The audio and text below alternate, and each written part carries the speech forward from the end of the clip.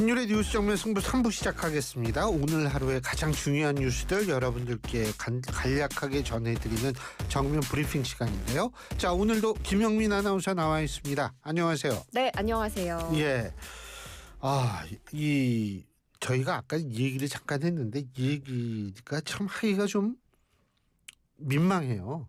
그 윤석열 전 대통령 네. 체포영장 시도 무산됐던 얘기, 이게 좀 그렇더라고요.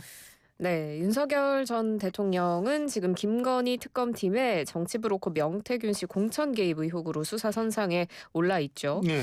민중기 특별검사팀이 오늘 오전에 윤 전 대통령에 대한 체포영장 집행을 시도했는데 이제 윤 전 대통령이 거부를 하면서 무산이 됐고요. 서울구치소로 이동을 해서 특검팀이 체포에 나섰는데 2시간 정도 대치 끝에 결국 집행에 실패했고 오정희 특검보가 브리핑을 했습니다. 특검은 체포 대상자가 전 대통령인 점을 고려해서 자발적으로 체포영장 집행에 따를 것을 권고했으나 피의자는 수의도 입지 않은 채 바닥에 누운 상태에서 체포의 완강히 거부했다라고 이야기를 했고요. 한 20-30분 간격으로 4차례에 걸쳐서 체포영장 집행에 따를 것을 요구했는데 윤 전 대통령이 계속 불응했다고 합니다. 그러면서 오정희 특검보는 피의자가 평소에 공정과 상식, 법원칙을 강조했고 이번 사건을 통해 국민들은 법이 모든 사람에게 동일하게 적용되는지 지켜보고 있다라고 이야기를 하면서 이 법 집행에 협조하라고 강조를 했습니다. 김건희 특검은 또 윤 전 대통령이 체포 불응 후 변호인과 1시간 접견을 가졌다고 밝혔습니다. 네. 근데 민주당이 그 3대 특검 특위, 종합대응 특위를 발족을 해가지고 이제 하는데 여기서 윤석열 전 대통령의 이른바 접견 시간, 면회 시간이죠. 이거를 문제 삼으면서 상당히 비판하고 있다고 그러더라고요. 윤 전 대통령이 비교할 수 없는 특혜를 받고 있다라는 것이 지금 민주당 3대 특검 특위의 주장인데요. 윤석열의 전체 구속 기간에 변호인 등을 접견한 시간은 모두 395시간 18분이며 접견 인원은 348명에 달한다 라면서 이제 공세 수위를 높였습니다. 그 접견 인원 명단을 보면 윤상현, 권영세, 김민전, 이철규, 김기현 등 의원 등이 포함이 돼 있고 1차 구속 당시 비서실장이었던 정진석 그리고 당시 대통령 비서실의 1부속실장이었던 강의구 역시 접견 명단에 포함이 돼 있다. 이건 단순한 면담이 아니라 법적 사안과 관련한 민감한 사적 접촉일 가능성을 배제할 수 없다라는 주장이고요.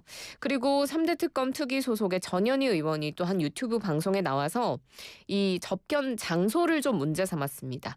공무산 접견실이라는 곳이 있는데 여기서 주로 접견을 했대요. 그런데 여기가 좀 더 넓고 쾌적하고 다른 사람들은 여기를 잘 사용하지 못한다는 점을 들어서 이건 특혜 아니냐라고 문제를 삼았는데 법무부 교정본부에서는 수용자 관리상 어쩔 수 없는 부분이다라고 반론을 내기도 했고요. 그리고 전 의원이 윤 전 대통령이 일과 시간을 넘어서 접견했다. 이것도 문제가 되지 않느냐라고 지적을 했는데 법무부는 일단 지침상 문제가 없다면서 특혜가 없다라는 입장입니다. 근데 제가 앞서도 잠깐 말씀을 드렸는데 윤석열 전 대통령은 전 대통령 아니에요? 네. 대한민국을 전에 어쨌든 한번 이끌었던 사람인데 이런 그 지도급 인사들이 가장 중요한 거는 우리 사회의 제도에 대한 신뢰를 높이는 겁니다. 그런데 제도에 대한 신뢰의 핵심은 법에 대한 신뢰인데 이 체포영장 적법한 절차에 의해서 이 집행되는 체포영장 집행 과정에서 이런 모습을 보인다는 것은 과연 이 법적 제도적 절차에 이걸 충실해서 사회적 신뢰, 제도에 대한 신뢰를 높이는 그러한 지도자로서의 모습인가에 대해서 한 번쯤 생각했으면 좋겠다는 그런 생각입니다. 1313님.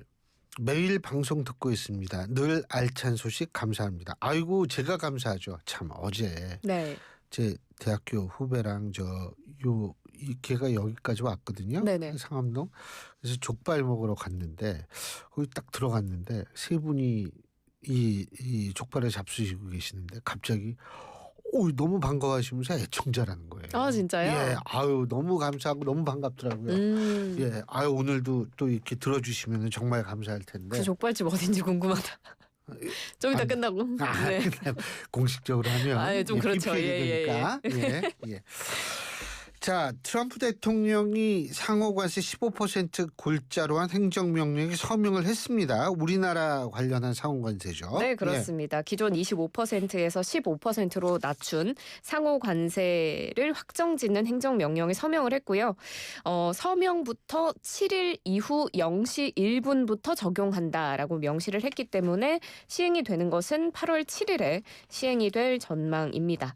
일단 우리나라를 비롯해서 일본과 EU 등은 관세율이 15%로 낮아졌고 베트남 20%, 인도네시아 19%, 필리핀 19% 등 미국과 합의한 관세율로 조정이 됐습니다. 일부 국가는 좀 그 국가들이 생각하는 것보다 높은 관세를 부과받았던 것으로 보이는데요. 대표적으로 인도가 트럼프 대통령이 경고한 25%의 관세율을 부과받았고요. 브라질은 50% 아니에요? 네, 그렇습니다. 브라질은 트럼프 대통령이 정치적 이유로 전날에 별도의 행정명령을 통해서 40%의 추가 관세를 부과했기 때문에 기존의 상호관세에 더해서 총 50%를 적용받게 됐습니다. 이야, 이 50%면은 이거는 수출을 수입하지 말라는 얘기인데. 예. 근데 트럼프 대통령이 끝나고 나가지고 서명한 다음에 엄지척한 모양이에요? 네, 우리나라와 미국 무역협상단과 트럼프 대통령까지 해서 찍은 사진이 백악관의 소셜미디어를 통해서 공개가 됐는데요. 그 협상이 되게 만족스러웠나 봐요. 굉장히 만족스럽게 웃으면서 엄지척하는 사진, 단체 사진이 공개가 됐습니다. 트럼프 대통령이 일단 활짝 웃으면서 thumbs up 하고 있고요. 구윤철 경제부총리 겸 기재부 장관, 김정관 산업통상부 장관, 여한구 통상교섭본부장 같이 엄지를 치켜 세워 들었습니다. 그 옆에 또 마코 루비오 국무장관, 스콧 베센트 재무장관, 하워드 러트닉 상무장관, 제이미슨 그리어 미 무역대표부 대표까지 함께 사진에 담겨 있고요. 이 사진과 함께 백악관은 트럼프 대통령이 또 하나의 역사적인 무역 합의를 한국에서 얻어냈다라고 밝혔습니다. 양쪽이 모두 만족하는 합의였으면 좋겠는데 이 실무 협상에서 어떻게 전개될지 저희가 아직은 안심하고서 마음 풍덩 단계는 아니니까 좀 더 지켜봐야겠죠. 근데 이게 어제 이 15% 됐는데 오늘 코스피가 큰 폭으로 떨어졌다고 그러네요. 그렇습니다. 사실 크게 오르면 크게 떨어지나 싶기도 한데요. 정부가 어제 이제 관련한 세제 개편안을 발표했는데 이것에 대한 실망감이 좀 반영이 되면서 코스피 코스닥이 많이 내려간 것이 아닌가 싶습니다. 정부가 어제 법인세 세율을 모든 과세 표준 구간에 걸쳐서 1%포인트씩 일괄 인상하고 그리고 주식 종목 10억 원 이상 보유한 대주주에게 양도소득세를 매기면서 증권거래 세율을 현재 0.15%에서 0.2%로 환원하는 그런 내용이 담긴 세제 개편안을 발표한 바가 있는데요. 여기에 대한 실망감이 좀 반영이 된 탓인지 오늘 코스피가 어제 종가랑 비교했을 때 무려 3.88% 하락을 했습니다. 3,100선을 겨우 지켜내는 정도로 3,119.41에 마감을 지었고 코스닥 같은 경우는 더 많이 빠졌거든요. 4.03% 하락하며 772.79로 거래를 마쳤습니다. 일단 국민의힘에서는 정부가 발표한 세제 개편안을 꽤 강도 높게 비판을 하고 있던데요. 기업의 목을 조르고 국민의 주머니를 터는 조세 정책이다라고 비판을 했고요. 여당 내에서도 일부 우려하는 목소리가 나오자 김병기 당대표 직무대행이 이 10억 원 대주주 기준을 상향하는 것에 대한 가능성을 검토해보겠다 이런 입장을 조금 전에 밝히기도 했습니다. 그렇죠. 특히 이제 이재명 대통령이 직접 뭐냐면 부동산 하지 말고 주식을 하라라는 얘기를 하고 계속 주가가 올랐는데 지금 큰 폭으로 떨어지니까 더군다나 그럴 텐데 이게 여러 가지 복합적인 이유가 있겠죠. 그리고 오늘 전 몰랐는데 아까 그 엄경 소장님이 그러시는데 저 환율도 엄청 올랐다고 그러더라고요. 환율도 올랐습니다. 1,400원 넘었. 이게 그렇게 뭐 긍정적인 시그널은 아닌데, 그러니까 우리가 더 추가적인 협의를 잘해야겠다는 생각도 들 수밖에 없고, 그리고 이제 한미 정상회담에서 우리가 방위비를 비롯해가지고 가장 중요한 건 또 이 주한미군의 병력 숫자가 어떻게 되는지, 그리고 주한미군의 주둔 목적이 달라지는지 이런 부분 굉장히 주목을 해야겠죠. 아이고. 이 차량 돌진 사고가 또 발생했어요 오늘? 예, 그렇습니다. 아이고 이거 왜 이래요? 경기 용인시 수지구 상현역 인근에서 발생한 사고인데요.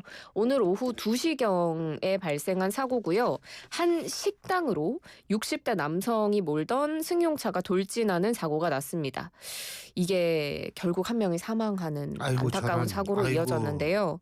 식당 내부에 있던 80대 여성이 크게 다쳐서 병원으로 옮겨진 직후에 심정지 증세를 보여서 초반에는 이제 CPR을 받고 있다까지 전해졌다가 추후에 결국 숨졌다는 기사까지 나왔습니다.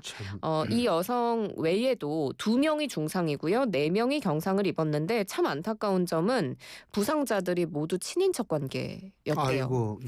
장례식을 마친 뒤에 이 식당에 방문했다가 사고를 당한. 장례식을 또 마친 뒤에. 정말 안타까운 사고가 났고요. 지금 사고를 낸 A씨의 경우에는 급발진을 주장하고 있는 것으로 전해집니다. 식당 주차장 차단기가 올라가자마자 차량이 급발진했다라는 취지로 진술을 했는데 경찰은 지금 사고 경위를 조사하고 있습니다. 진짜 이거 참 지금 가슴이 아프네요. 예. 그리고 이거 어떻게 얘기하기도 좀 그런데 한 여성이 남편의 그대로 얘기하셔도 됩니다. 성기를 절단한 사건이 발생했다고요. 웃으면 안 되는 사건인데. 근데 이게 얘기하기가 좀 민망해서요. 네. 저는 진짜 믿을 수가 우리나라에서 일어난 일인가? 굉장히 좀 놀랐는데요. 오늘 새벽 1시에 있었던 일이고 인천 강화도의 한 카페에서 50대 여성이 남편의 성기를 자른 일이 일어났습니다.